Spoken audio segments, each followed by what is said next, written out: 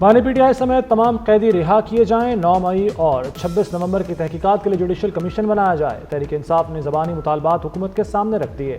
حکومت اور P T I میں مذاکرات کا دوسرا دور مکمل، آئندہ ہفتے تیسری میٹنگ ہوگی۔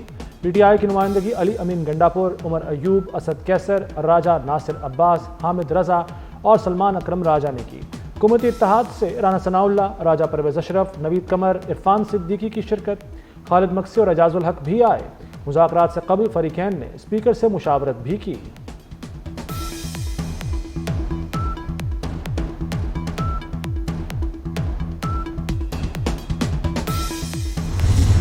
8 فروری کے الیکشن پہ کوئی بات کی ہے انہوں نے، نہ 26ویں ترمیم پہ کوئی بات کی۔ انہیں یقیناً خان صاحب سے رہنمائی چاہیے اور اس کے لیے ہم جو ان کی مدد کر سکتے ہیں، جو سہولت دے سکتے ہیں وہ دے رہے ہیں۔ اس طرح کی کوئی ڈیمانڈ ان کی طرف سے نہیں آئی کہ وہ بھی مذاکرات کی ٹیبل پہ بیٹھنا چاہتے ہیں اور ان کو پیرول پہ رہا کریں۔ سب نے اپنے مقدمے لڑے ہیں، ایسی ضمانت نہیں دی جا سکتی کہ جی کوئی کیس کسی پہ نہیں بنے گا۔ ہم قانونی مشاورت کریں گے اس مطالبے پہ کہ حکومت کیا کر سکتی ہے۔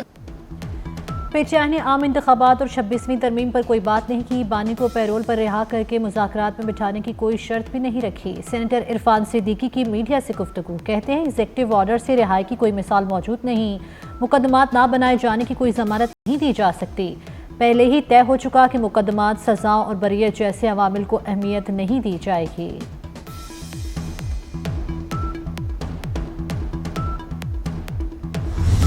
اگلے ہفتے تیسری میٹنگ پھر سے کریں گے۔ اپوزیشن کے دوستوں نے یہ اظہار کیا کہ ابھی کچھ جو ڈیمانڈز کا ذکر ضرور کیا، مگر ان کو ایک اور میٹنگ اپنے چیئرمین کے ساتھ کرنے کی ضرورت ہے۔ پہلے سے بھی زیادہ خوشگوار ماحول میں آج گفتگو ہوئی ہے۔ بیٹھ کے بات کرنے کا یہ فیصلہ کیا ہے کہ ہم اس کو کنٹینیو کریں گے۔ انہوں نے آج بڑی دل کھول کے باتیں کی ہیں۔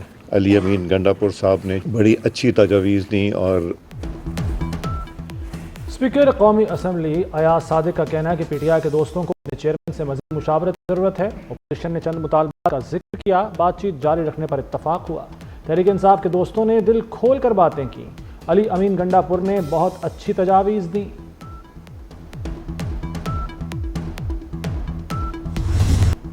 سیکیورٹی چیلنج بن چکی ہے، کئی 10 کئی 5 جوان شہید ہو رہے ہیں۔ دہشت گردی کچلے بغیر آگے نہیں بڑھ سکتی۔ شہباز شریف کا S I F C apex committee میں خطاب، کہا اہلکار روز قربانیاں دے رہے ہیں، دہشت گردی کے خلاف اکٹھے ہونا ہوگا، امن ہوگا تو ملک ترقی کر سکے گا۔ شہباز شریف کے پرامن امن معاہدے پر مبارکباد، فریقین کے سینکڑوں لوگ مارے گئے، سیاسی پسند ناپسند سے بالاتر ہو کر فیصلے کرنا ہوں گے۔ اجلاس میں عسکری حکام، وزراء اعلیٰ کی شرکت۔ سانحہ 9 مئی کے 19 مجرموں کی سزا معاف، ضابطے کی کارروائی مکمل، رہائی کا عمل جاری۔ فوجی تنصیبات پر حملوں کا الزام ثابت ہوا تھا، 2 سال قید بامشقت کی سزا سنائی گئی تھی۔ آئی ایس پی آر کے مطابق 67 مجرموں نے رحم کی پٹیشنز دائر کی، 48 پٹیشنز کو کورٹس آف اپیل میں نظر ثانی کے لیے ارسال کیا گیا۔ 19 مجرموں کی پٹیشنز کو خالصتاً انسانی بنیادوں پر قانون کے مطابق منظور کیا گیا۔ سزاؤں کی معافی ہمارے منصفانہ قانونی عمل اور انصاف کی مضبوطی کا ثبوت ہے۔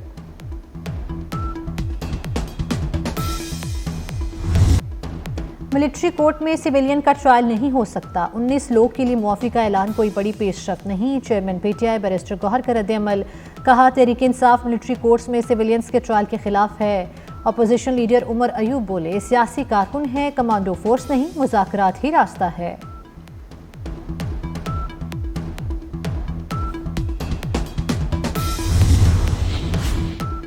سپریم کورٹ بار کا سزا معافی کا خیر مقدم، 19 مجرموں کی سزائیں معاف کرنے کو خوشائند قرار دے دیا۔ رحم کی درخواستیں کرنے والوں نے اپنی غلطیوں کو تسلیم کیا۔ امید ہے درخواست کرنے والے دیگر مجرموں کی سزائیں بھی معاف ہوں گی۔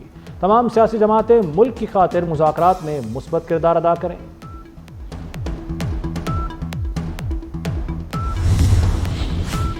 سویلینز کے ملٹری ٹرائل سے متعلق کیس کی سماعت کے لیے مقرر سپریم کورٹ کا 7 رکنی آئینی بینچ 7 جنوری کو سماعت کرے گا۔ S I F C apex committee اجلاس میں اہم فیصلے، اسپیشل اکنامک زونز کے قیام کی منظوری دے دی گئی۔ زراعت، آئی ٹی، مائننگ، سیاحت کے شعبوں میں سرمایہ کاری بڑھانے کا فیصلہ۔ جیو میپنگ کے ذریعے ملک بھر میں اکنامک زونز قائم کیے جائیں گے۔ ملک میں غیر ملکی سرمایہ کاری کو فروغ دینے کے عزم کا اعادہ، معیشت کی بہتری کے لیے ہر ممکن اقدامات اٹھانے پر اتفاق، فورم کا ملکی معاشی اشاریے بہتر ہونے پر اطمینان کا اظہار۔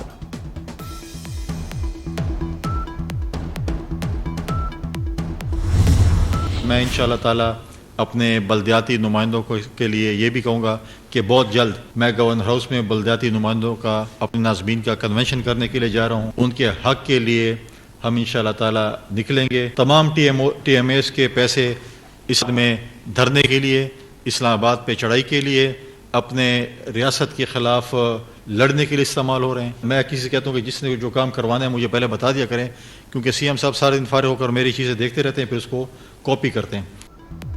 گورنر خیبر پختونخوا کا بلدیاتی نمائندوں کا کنونشن جلد منعقد کرنے کا اعلان۔ فیصل کریم گنڈی کا کہنا ہے کہ بلدیاتی نمائندوں کے حق کے لیے مل کر نکلیں گے۔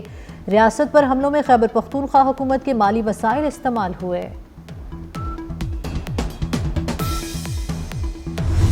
اسلام آباد کا ایک اور فلاح عامہ کا منصوبہ تکمیل کے قریب پہنچ گیا۔ 3 انڈر پاسز پر مشتمل سرینا چوک انٹرچینج پروجیکٹ پر دن رات کام جاری۔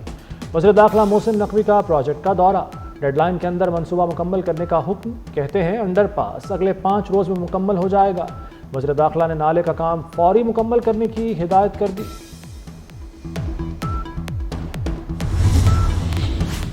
سوشل میڈیا پلیٹ فارمز کو ہم سست نہیں کر سکتے، پیکا ایکٹ کے تحت حکومت ہدایت دے تو سائٹ بند کر دیتے ہیں۔ Chairman P T A major general retired Hafeez الرحمان کا قائمہ کمیٹی میں حلف لے کر بیان، کہا اگست 2024 میں 7 میں سے 4 سب میرین کیبلز کٹنے کا بیان دیا۔ وضو میں ہوں، حلفاً کہتا ہوں، اپنے بیان پر قائم ہوں، 10 سال میں ایک کیبل پاکستان نہیں آئی۔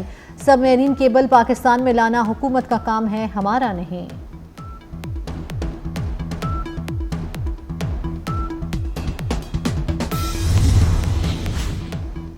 چیف ٹریفک افسر لاہور کا وارڈنز کے لیے انوکھا حکم، ٹریفک قوانین کی خلاف ورزی پر وارڈنز کو ہتھکڑیاں لگانے کا اختیار دے دیا۔ کریک ڈاؤن کے دوران 500 افراد کو ہتھکڑیاں لگا دی گئیں۔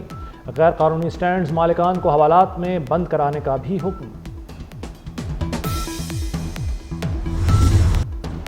مغربی ہواؤں کی ملک میں انٹری، بلوچستان میں بادلوں کی دھواں دھار اننگز، قلعہ عبداللہ، قلعہ سیف اللہ، یوب میں ہلکی بارش، مری اور مظفر آباد میں بھی برسات۔ محکمہ موسمیات نے پنجاب اور خیبر پختونخوا میں بارش کی پیش گوئی کر دی۔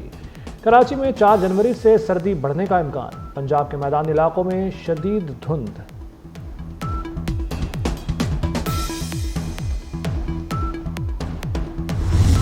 ملک بھر میں شدید سردی کی لہر، آزاد کشمیر میں برف باری، وادی لیپا، پانڈو، چکار، وادی نیلم کے پہاڑوں نے سفید چادر اوڑھ لی۔ وادی کاغان اور ناران میں بھی برف باری، ناران میں 2 فٹ اور شوگران میں 1 فٹ تک برف باری ہوئی۔ کاغان میں 6 انچ تک برف باری کا ریکارڈ۔ کالام میں بھی برف باری سے موسم شدید سرد ہو گیا۔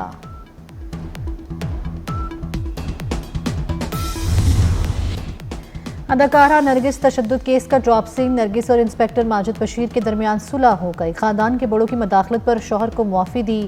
صلح نامے کا بیان حلفی عدالت جمع۔ اداکارہ کے مطابق 3 سال تک ایک دوسرے کے ساتھ نہیں رہیں گے، خلاف ورزی پر شرعی علیحدگی لے لیں گے۔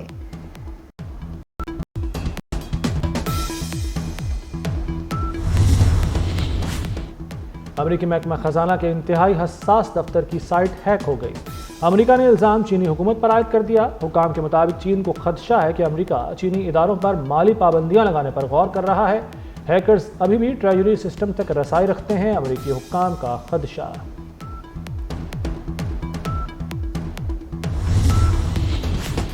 غزہ میں اسرائیل کا ظلم و ستم جاری، اسرائیلی فوج کی نامدہاد سیف زون المواسی پر بمباری، 11 فلسطینی شہید، 15 زخمی ہو گئے۔ غزہ میں بارش، سردی اور خوراک کی کمی نے انسانی بحران کو مزید سنگین بنا دیا۔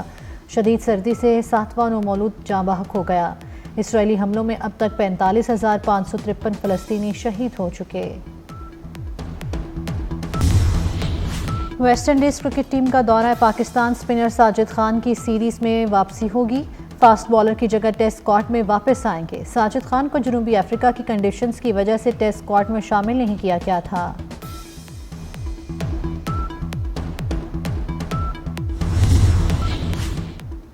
پاکستانی شوبز سٹارز نے بھی جوش و خروش کے ساتھ سال 2025 کو خوش آمدید کہا۔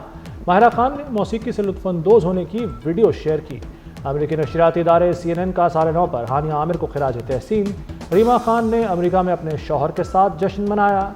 مہوش حیات نے دوستوں کے ہمراہ نئے سال کو خوش آمدید کہا. عروہ حسین اور فرحان سعید نے دبئی میں نئے سال کا جشن منایا.